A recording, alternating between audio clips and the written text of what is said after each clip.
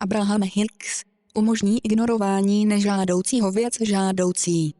Jerry, to dilema jsem vyřešil v podstatě v roce 1970 a následujících 9 let jsem se naprosto uzavřel před vnějším světem. Vypnul jsem televizi a rozhlas, přestal jsem číst noviny a vyhýbal jsem se lidem, kteří mluvili o věcech, které jsem nechtěl poslouchat. Opět se mi rozhodnutí vyplatilo. Během 9letého období jsem si vedl tak dobře, že jsem dosáhl podle svého mínění výborných výsledků v oblasti vztahů s lidmi, získání a udržení výborného fyzického stavu a významných finančních zdrojů. Bylo to velmi uspokojující. Ale jak jsem uzavřel přístup negativním věcem a věnoval jsem pozornost svým záměrům, připadalo mi, jako bych strčil hlavu do písku, nikoli že bych, jak vy říkáte, umožňoval. Abraham, věnovat pozornost tomu, co je pro vás důležité, má velkou hodnotu.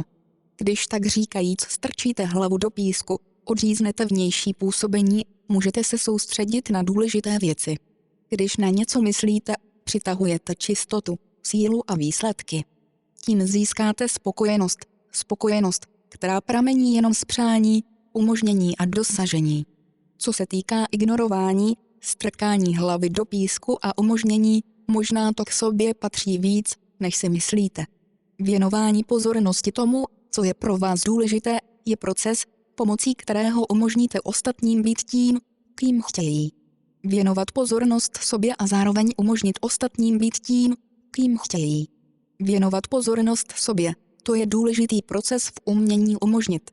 Jerry, lze to říct tak, že protože jsem čekal, přestože jsem v té době o nich ještě neslyšel, a že zákon přitažlivosti a proces záměrného tvoření začnou působit, automaticky jsem zůstal ve fázi umožnění. Abraham, správně. Věnovali se pozornost věcem pro tebe důležitým, tím jsi je přitahoval, tudíž pro tebe sledování televize a poslouchání rozhlasu přestalo být zajímavé a důležité.